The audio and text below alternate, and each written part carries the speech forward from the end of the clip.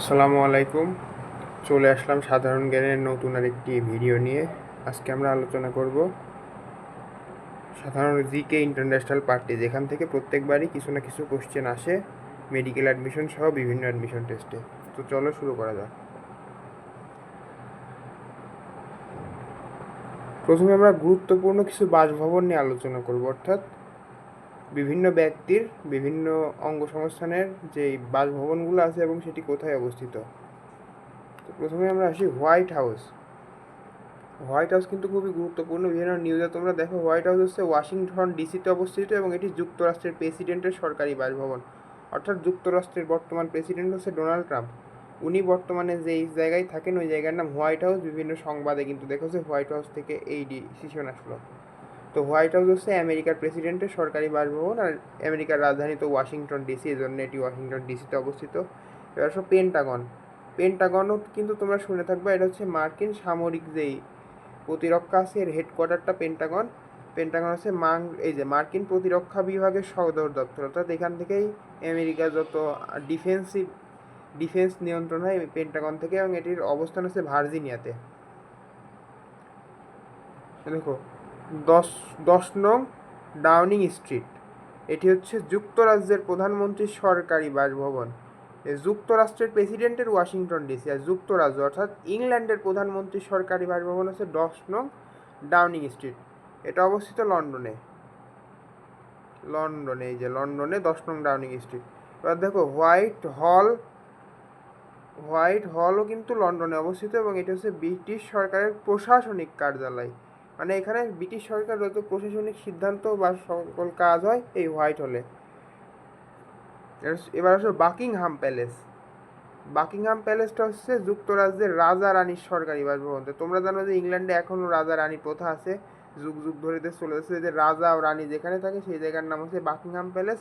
এটাও কিন্তু লন্ডনে অবস্থিত। Bush house. বুশ হাউসটা হচ্ছে বিবিসির প্রধান কার্যালয় ছিল, অর্থাৎ কি বিবিসি কিন্তু একটা ফেমাস নিউজ তোমরা শুনে থাকবে, এমনকি আমাদের মুক্তিযুদ্ধের সময়ও বিবিসি নিউজ করছে, বড় বড় সকল ঘটনায় বিবিসি নিউজ করে। এদের প্রধান কার্যালয় হচ্ছে বুশ হাউস এবং এটি লন্ডনে অবস্থিত। সো ক্রেমলিন হচ্ছে, এটাও কিন্তু অনেক গুরুত্বপূর্ণ। হোয়াইট হাউসের মতোই হোয়াইট হাউসটা হচ্ছে যুক্তরাষ্ট্রের প্রেসিডেন্টের সরকারি বাসভবন, আর যে ক্রেমলিনটা আছে এটা হচ্ছে রাশিয়ার প্রেসিডেন্টের সরকারি বাসভবন। দুইটা কিন্তু খুবই গুরুত্বপূর্ণ দেশ। বর্তমানে হট টপিক হচ্ছে রাশিয়া আমেরিকায়, এরা সবসময় আর কি লাইভ লাইনে থাকে, এই জন্য ক্রেমলিন আর হোয়াইট হাউস অনেক গুরুত্বপূর্ণ। রাশিয়ার রাজধানী মস্কো, তার মানে এর অবস্থান অবশ্যই মস্কোতে হবে। দেখো, শান্তির প্যালেস হচ্ছে শান্তি প্যালেস। এটা কি? শান্তি প্যালেসটা হচ্ছে আন্তর্জাতিক বিচারালয় ভবন, অর্থাৎ আন্তর্জাতিক বিচার যেখানে হয়, মানে বিভিন্ন দেশ কোনো অপরাধমূলক কার্যক্রম করলে আন্তর্জাতিক বিচারালয় এর বিচার হয়। এর অবস্থান হচ্ছে নেদারল্যান্ডের রাজধানী হেগে। আর মালব্রো হাউসটা হচ্ছে কমনওয়েলথের কার্যালয়। আমরা কি জানি যে ব্রিটিশ কলোনি থেকে যারা মুক্ত হয়েছে যেসব দেশগুলো, ওইসব দেশগুলো নিয়ে একটা সংগঠন আছে, সেটা হচ্ছে কমনওয়েলথ। আর এই কমনওয়েলথের কার্যালয়টা হচ্ছে মালব্রো হাউস, এটি লন্ডনে অবস্থিত। এবার সব ব্লু হাউসে। ব্লু হাউসটা হচ্ছে দক্ষিণ কোরিয়ার প্রেসিডেন্টের সরকারি বাসভবন। এর অবস্থান হচ্ছে সিউলে হচ্ছে এই ব্লু হাউসের অবস্থান। এবার কিছু আমরা উপজাতি নিয়ে আলোচনা করি। বিভিন্ন দেশে কিন্তু বিভিন্ন উপজাতি রয়েছে। তো এখানে মোটামুটি যেই শখে 4টা উপজাতি দেওয়া, এগুলো বেশি ইম্পর্টেন্ট। দেখো, আফ্রিদি হচ্ছে পাকিস্তানের উপজাতি। এটা তো মনে রাখা সহজ, কারণ পাকিস্তানের একজন বিখ্যাত ক্রিকেটার হচ্ছে শহীদ আফ্রিদি, তোমরা সবাই চেনো, এটা দিয়ে মনে রাখবা আফ্রিদি মানেই পাকিস্তান। আর উইঘুর হচ্ছে চীনের জিনজিয়াং প্রদেশে। তো উইঘুর হচ্ছে চীনের মুসলমান উপজাতি, এরা কিন্তু ধর্মে মুসলিম। তো চীনের জিনজিয়াং প্রদেশে বসবাস, এদেরকে বলা হয় উইঘুর। এই যে টোডাদের নাম তোমরা এর আগেও এই 9-এর বা ক্লাস 8-এর কিন্তু বাংলাদেশেও বিশ্ব পরিচয় করেছে, যে এটা হচ্ছে ভারতের একটা উপজাতি। এদের অবস্থান কোথায়? ভারতের দক্ষিণ কর্ণাটক। এখানে শুধু কর্ণাটক দেওয়া, সেটা হচ্ছে ভারতের দক্ষিণ কর্ণাটক রাজ্যে এই টোডারা থাকে। আর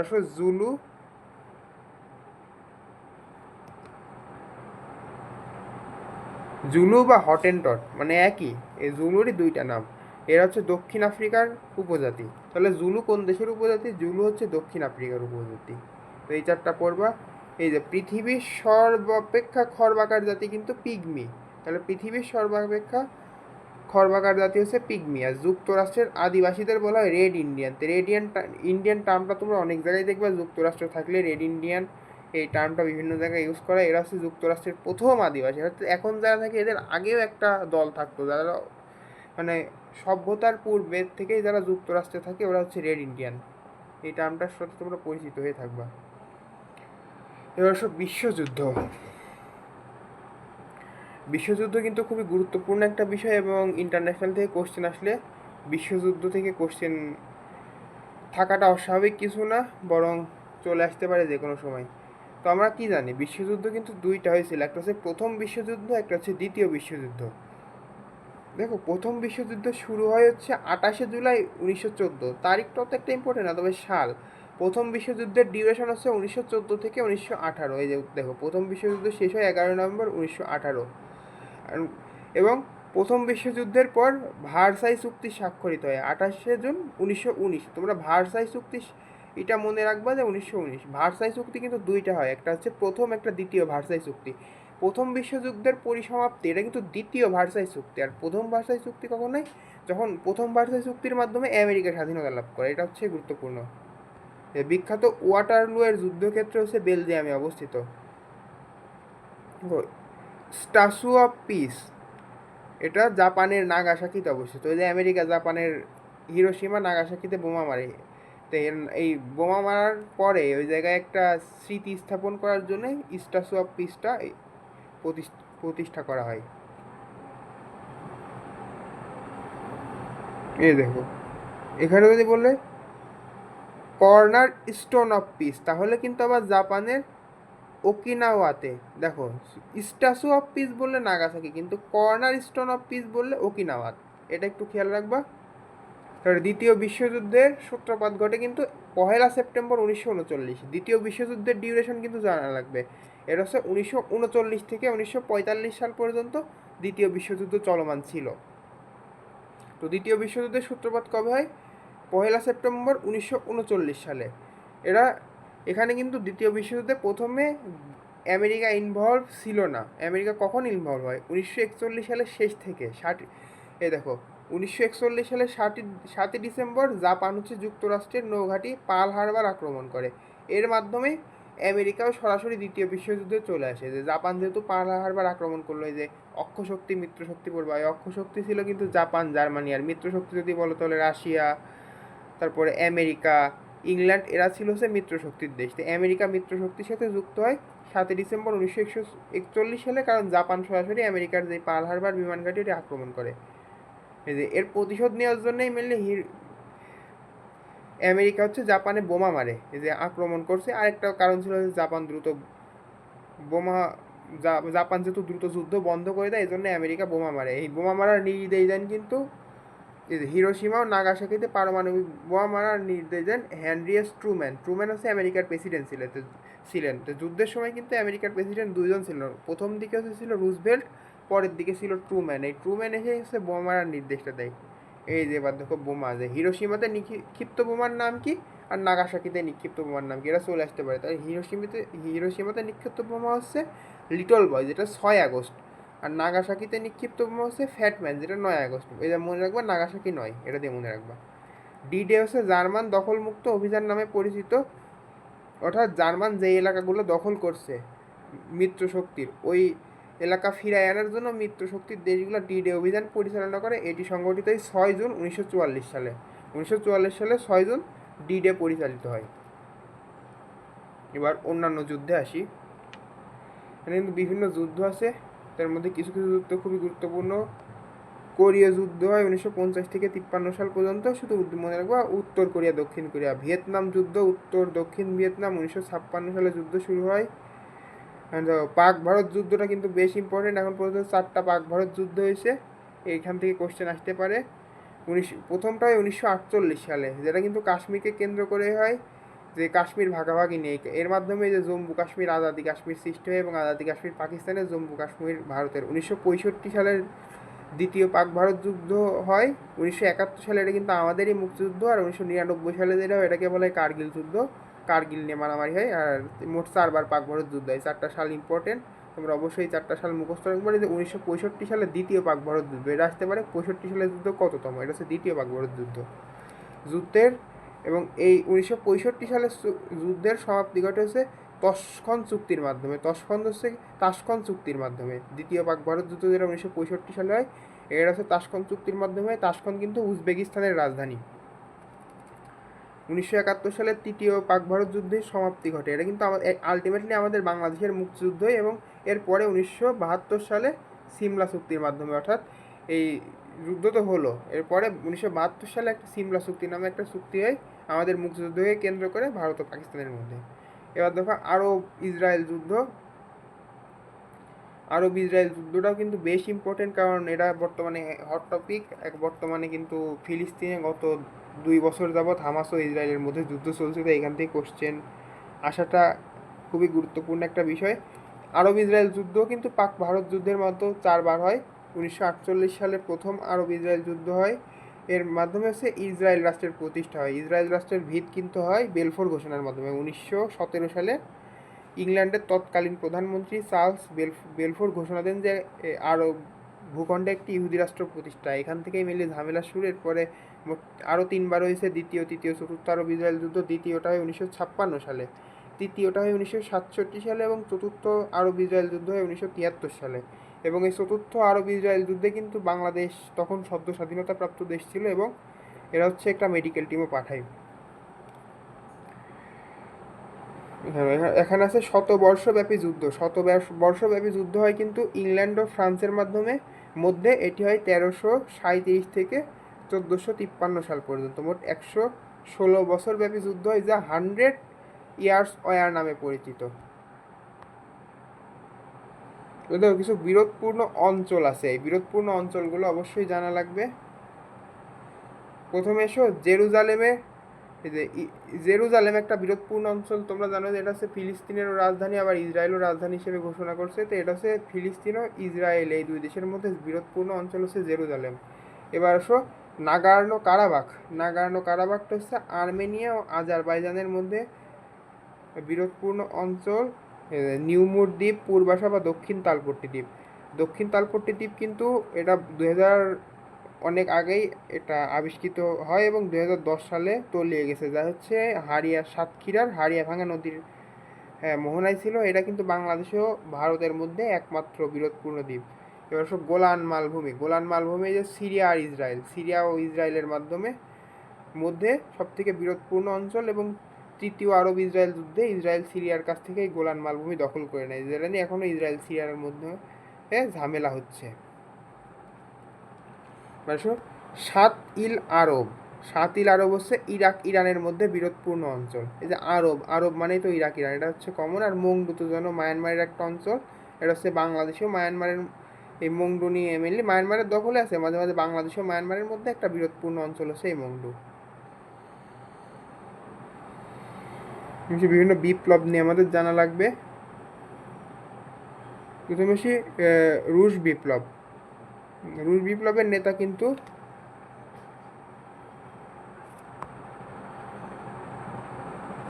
রুশ বিপ্লবের নেতা হচ্ছে ভিআই লেনিন।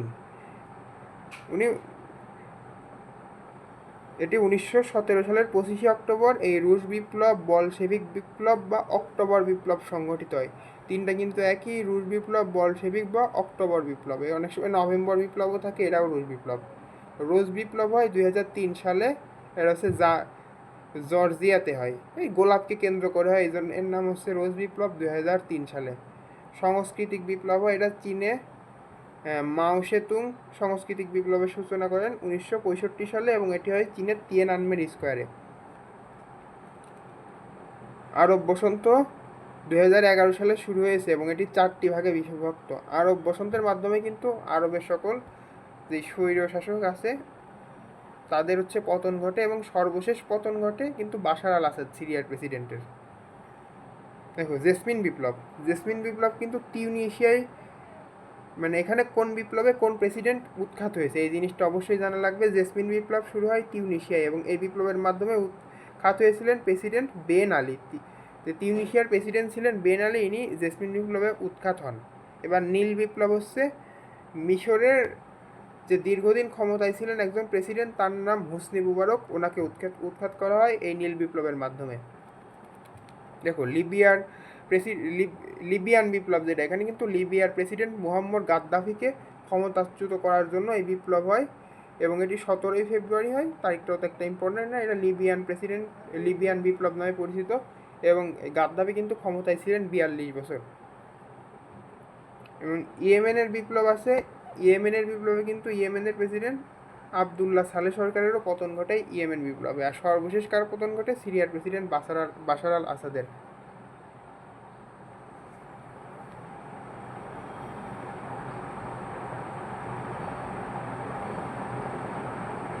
বিভিন্ন সামরিক জোট সম্পর্কে জানা লাগবে।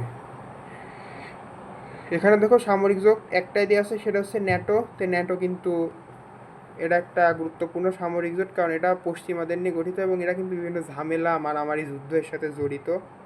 ন্যাটোর ফুল মিনিং হচ্ছে নর্থ আটলান্টিক ট্রেটি অর্গানাইজেশন, অর্থাৎ উত্তর আটলান্টিক চুক্তির মাধ্যমে এই ন্যাটোটা প্রতিষ্ঠিত হয় এবং উত্তর আটলান্টিকে অবস্থিত যে দেশগুলো আছে, অর্থাৎ আমেরিকা, কানাডা, এর আশেপাশের যে দেশগুলো, এদের নিয়ে ন্যাটো গঠিত। ন্যাটোর সদর দপ্তর কিন্তু বেলজিয়ামের রাজধানী ব্রাসেলসে অবস্থিত। এর বর্তমান সদস্য সংখ্যা কয়টা? ন্যাটোর বর্তমান সদস্য সংখ্যা হচ্ছে 32টা। সর্বশেষ সদস্য কিন্তু সুইডেন, এটা আসতে পারে ন্যাটোর সর্বশেষ সদস্য কে? দেখো ন্যাটোর সাথে কিন্তু মুসলিম দুইটা দেশ আছে, এটা হচ্ছে আলবেনিয়া আর তুরস্ক, এটি হচ্ছে ন্যাটোর সাথে যুক্ত। দেখো গোয়েন্দা সংস্থা অনেক বেশি ইম্পর্টেন্ট, বিশেষ করে ইসরায়েল আর আমেরিকার গোয়েন্দা সংস্থা লাগবে, বিশেষ করে মোসাদ ইসরায়েলের গোয়েন্দা সংস্থা। বর্তমানে আরব ইসরায়েল যুদ্ধের পর থেকে তোমরা সবাই এই মোসাদের সাথে পরিচিত। এবং যুক্তরাষ্ট্রের গোয়েন্দা সংস্থা আছে সিআইএ এবং এফবিআই। সিআইএটাও সবাই পরিচিত, কিন্তু এফবিআইয়ের সাথে ওরকম পরিচিত না, এটা হচ্ছে যুক্তরাষ্ট্রের গোয়েন্দা সংস্থা। বিভিন্ন সংস্থা আছে, যেমন ধরো জাতিপুঞ্জ। জাতিপুঞ্জ কিন্তু জন্ম নিয়েছে প্রথম বিশ্বযুদ্ধের পরে এবং ভার্সাই চুক্তির মাধ্যমে, দ্বিতীয় ভার্সাই চুক্তির মাধ্যমে জাতিপুঞ্জ বা লিগ অফ নেশনের জন্ম হয় এবং জাতিপুঞ্জ গঠনের প্রস্তাব করেন তৎকালীন যুক্তরাষ্ট্রের প্রেসিডেন্ট উড্রো উইলসন। তিনি যুক্তরাষ্ট্রের 28তম প্রেসিডেন্ট ছিলেন। জাতিপুঞ্জের সদর দপ্তর ছিল সুইজারল্যান্ডের রাজধানী জেনেভাতে এবং দ্বিতীয় বিশ্বযুদ্ধের মাধ্যমে জাতিপুঞ্জের বিলুপ্তি ঘটে 1939 সালে। এই জাতিপুঞ্জ বা লিগ অফ নেশনের ব্যর্থতার কারণে কিন্তু মেনলি দ্বিতীয় বিশ্বযুদ্ধটা শুরু হয়।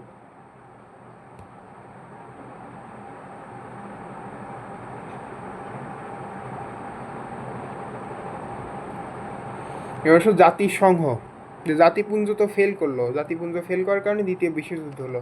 তো এরপরে কি করলো? বিশ্বের সকল দেশগুলো একত্রিত হয়ে জাতিসংঘ গঠন করলো, যাতে আর কোনো যুদ্ধ বিগ্রহ না লাগে। তো জাতিসংঘ প্রতিষ্ঠিত হয় 1945 সালের 24শে অক্টোবর কিন্তু জাতিসংঘ প্রতিষ্ঠিত হয়েছে। এই জন্য 24শে অক্টোবরকে বলা হয় জাতিসংঘ দিবস। জাতিসংঘ নামকরণ করেন তৎকালীন মার্কিন প্রেসিডেন্ট রুজভেল্ট হচ্ছে দ্বিতীয় বিশ্বযুদ্ধের সময় আমেরিকার প্রেসিডেন্ট ছিলেন। তো জাতিসংঘের প্রতিষ্ঠাকালীন সদস্য কিন্তু 51টা। যখন প্রতিষ্ঠা হয় তখন সদস্য 51টা, বর্তমান সদস্য 193টা। সর্বশেষ সদস্য দক্ষিণ সুদান। এখানে বাংলাদেশ কিন্তু 136তম সদস্য, এটা জানা লাগবে। জাতিসংঘের সদর দপ্তর হচ্ছে ম্যানহাটন, নিউ ইয়র্ক, যুক্তরাষ্ট্র। অর্থাৎ যুক্তরাষ্ট্রের নিউ ইয়র্কের ম্যানহাটন নামক জায়গায় জাতিসংঘের সদর দপ্তর অবস্থিত। এবং জাতিসংঘের অফিসিয়াল ভাষা কিন্তু 6টা, এর মধ্যে ফরাসি, চীনা, রুশ, স্প্যানিশ, আরবি আর ইংরেজি তো সবার আগে আছে, ইংরেজি থাকবেই সাথে। ফরাসি আছে, চীনা আছে, রুশ আছে, স্প্যানিশ আছে, আরবি, এই 6টা। তবে কার্যকারী ভাষা হচ্ছে 2টা, একটা হচ্ছে ইংরেজি আর ফরাসি, অর্থাৎ ইংল্যান্ড আর ফ্রান্সের ভাষা। তো এই দুইটা দেশ তো অনেক আগে থেকে পাওয়ারফুল, এই জন্য এদের ভাষা হচ্ছে কার্যকারী ভাষা। দেখো জাতিসংঘের পতাকা যদি তোমরা খেয়াল করো তাহলে দেখবা চারদিকে সাদা আর মাঝখানে নীল কালার দিয়ে জাতিসংঘের পতাকার হচ্ছে লোগোটা দেওয়া আছে। এজন্য জাতিসংঘের পতাকার রং আছে 2টা, একটা নীল আর একটা সাদা। জাতিসংঘের সচিবালয়ের যে প্রধান আছে তাকে বলা হয় সেক্রেটারি জেনারেল বা মহাসচিব। জাতিসংঘের প্রধানকে বলা হয় সেক্রেটারি জেনারেল বা মহাসচিব। জাতিসংঘের প্রথম নির্বাচিত মহাসচিব কিন্তু নরওয়ের ট্রিগ ভ্যালি হচ্ছে জাতিসংঘের প্রথম নির্বাচিত মহাসচিব। আর জাতিসংঘের বর্তমান মহাসচিব হচ্ছে কি পর্তুগালের অ্যান্তোনিও গুতেরেস। এই অ্যান্তোনিও গুতেরেস কিন্তু জাতিসংঘের বর্তমান মহাসচিব, যিনি হচ্ছে নবম মহাসচিব।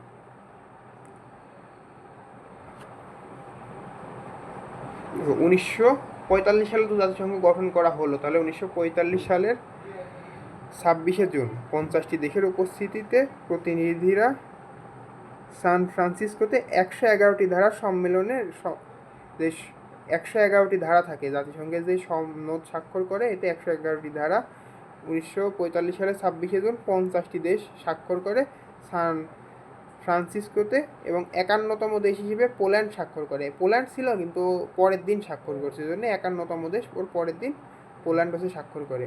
জাতিসংঘের স্থায়ী পর্যবেক্ষক, মানে এরা কিন্তু সদস্য না, ভ্যাটিকান সিটি এবং ফিলিস্তিন এরা হচ্ছে জাতিসংঘের স্থায়ী পর্যবেক্ষক, এরা কিন্তু সরাসরি সদস্য নয়। জাতিসংঘের বিভিন্ন পরিষদ আছে, পরিষদগুলো নিয়ে আমাদের একটু জানতে হবে। দেখো, জাতিসংঘের সাধারণ পরিষদের অধিবেশন ঘটে হচ্ছে সেপ্টেম্বরের 3য় মঙ্গলবার। আগে 2য় মঙ্গলবারে ঘটতো, কিন্তু বর্তমানে সেপ্টেম্বর মাসের 3য় মঙ্গলবারে ঘটে। দেখো, এসডিজি গ্রহণ করছে কিন্তু জাতিসংঘ, এসডিজি বা টেকসই উন্নয়ন, যেই সাস্টেনেবল ডেভেলপমেন্ট গোল বা টেকসই উন্নয়ন কর্মসূচি যেটা আছে, এটার মেয়াদকাল হচ্ছে 2015 থেকে 30, এবং এর অভিষ্ট কিন্তু 17টা। নিরাপত্তা পরিষদ, দেখো নিরাপত্তা পরিষদের সদস্য সংখ্যা রাষ্ট্র যেটা 15টি, 5টি হচ্ছে স্থায়ী, এদের আছে ভেটো পাওয়া ক্ষমতা, মানে ও যদি বলে যে আমি কোনো কিছু মানি না, তাহলে সে সেটা মানবে না, এই জন্যে ভেটো ক্ষমতা দিয়ে দেখবো অনেক দেশ, আমেরিকা, রাশিয়া, এরা কিন্তু অনেক কিছু আটকাই দিতে পারে, অর্থাৎ এরা হচ্ছে মোড়ল। আর 10টা হচ্ছে অস্থায়ী সদস্য, যারা 2 বছরের জন্য নির্বাচিত হন। এই যে অস্থায়ী সদস্যরা 2 বছরের জন্য নির্বাচিত হয়, এবং স্থায়ী সদস্য হচ্ছে 5টা, সেটা হচ্ছে যুক্তরাষ্ট্র, রাশিয়া, যুক্তরাষ্ট্র, ফ্রান্স, চীন, এই 5টা হচ্ছে মোড়ল রাষ্ট্র, এরা ভেটো দিয়ে যে কোনো কিছু আটকাই দিতে পারে।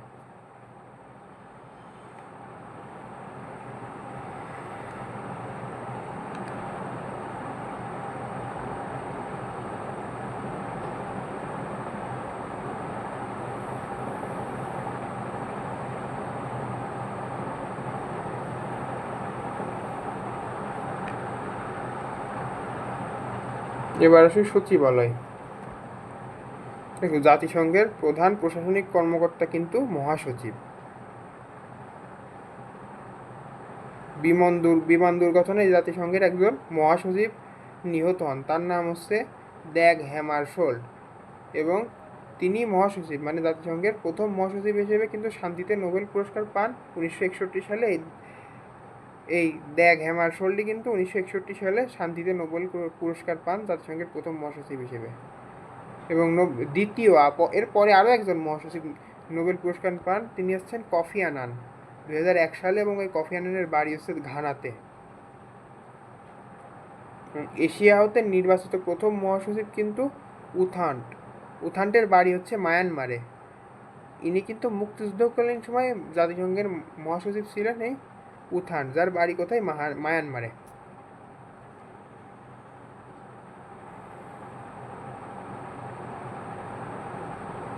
এবার আসি জাতিসংঘ সম্পর্কিত সংস্থাসমূহের গুরুত্বপূর্ণ তথ্য। বিশ্ব জনসংখ্যা রিপোর্ট প্রকাশ করে ইউএনএফপিএ। ইউএনএফপিএ কী করে? জাতিসংঘের যে জনসংখ্যা সম্পর্কিত রিপোর্ট, এটা প্রকাশ করে। জাতিসংঘ বিদ্যালয় হচ্ছে টোকিওতে অবস্থিত।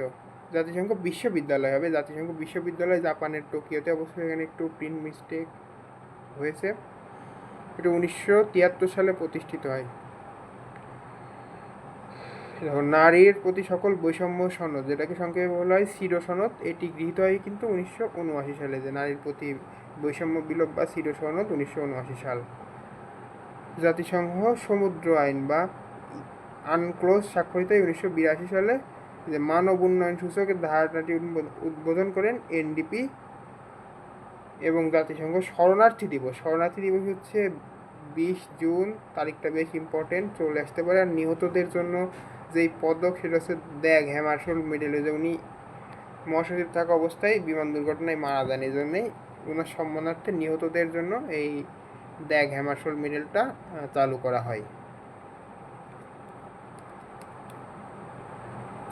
অর্থনৈতিক ও সামাজিক পরিষদ, এই যে ইকোসাকে এশিয়া প্রশান্ত মহাসাগরীয় আঞ্চলিক কমিশন থাইল্যান্ডের ব্যাংককে অবস্থিত, অর্থাৎ ইকোসাক এটি হচ্ছে ব্যাংককে অবস্থিত। এটা আসতে পারে যে ইকোসাক কোথায় অবস্থিত, এবং এটি হচ্ছে এশিয়া ও প্রশান্ত মহাসাগরীয় আঞ্চলিক কমিশনটা হচ্ছে এই ইকোসাক।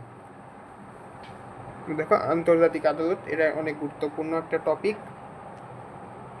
আন্তর্জাতিক আদালতটা মূলত কি? এটা হচ্ছে জাতিসংঘের প্রধান বিচার বিভাগীয় সংস্থা। এই আন্তর্জাতিক আদালতে কিন্তু দেখো বিচারকদের মেয়াদকাল 9 বছর, বাট সভাপতির মেয়াদকাল বললে কিন্তু 3 বছর হবে। বিচারক 9 বছর, সভাপতি 3 বছর। এখানে 15 জন বিচারক নিয়ে গঠিত এই আন্তর্জাতিক আদালত, এবং এর আন্তর্জাতিক আদালতটা অবস্থিত নেদারল্যান্ডের রাজধানী হেগে। তো বিচারক বললে 9 বছর, সভাপতি 3 বছর, আর এটি অবস্থিত নেদারল্যান্ডের রাজধানী হেগে। তো আজকের স্লাইড লেকচার এই পর্যন্তই। আজকের এই লেকচারে আমরা বিভিন্ন বিরোধপূর্ণ অঞ্চল, উপজাতি, বিশ্বযুদ্ধ, অন্যান্য যুদ্ধ, বিরোধপূর্ণ অঞ্চল, বিভিন্ন বিপ্লব, তারপরে সামরিক জোট, গোয়েন্দা সংস্থা, তারপরে বিভিন্ন সংস্থা, জাতিসংঘ, জাতিসংঘের অঙ্গ সংস্থান ইত্যাদি বিষয় নিয়ে আলোচনা করার চেষ্টা করেছি। তো ভবিষ্যতে নতুন কোনো একটা টপিক নিয়ে আমরা আবার আসব। তো এতক্ষণ সবাইকে সাথে থাকার জন্য অসংখ্য ধন্যবাদ।